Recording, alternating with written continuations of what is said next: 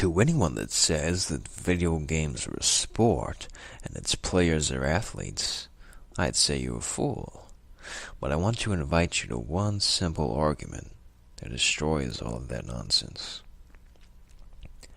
If wars and destruction and chaos and despair and violence and suffering and killings could somehow be transported into a simulation, into a controlled virtual environment with players that don't have any function in the real world, where everything could be sort of imagined and plotted out and tested,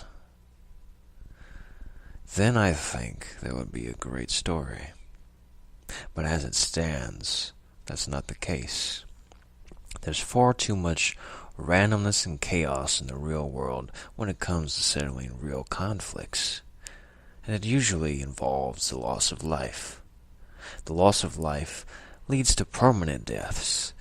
Deaths that are often undeserved and always irreversible. But if there were virtual soldiers on the virtual battlefield, the battles must feature respawning, or the entire point would be moot. Because surely nothing can be proven in only one simulation, other than an absolution and carelessness. So it's a toss-up. No one deserves to die to a stray bullet. There would have to be multiple incarnations and multiple cycles of a simulation in order to prove anything at all.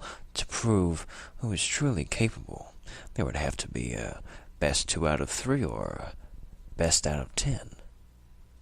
So unless the future of civilization somehow depends on the simulation, it's fair to say that it isn't worth much at all. The absurd question of what is worth more, a real life or a life in a simulation, is a no-brainer. So the next time you think that you're so special for sitting on your ass with a mouse and keyboard or even a joystick and burning your eyes out on a monitor, just know that there are people in the real world that face real consequences. And by the way, real athletes do require real intelligence, which is something that you're lacking if you're playing these mindless toys.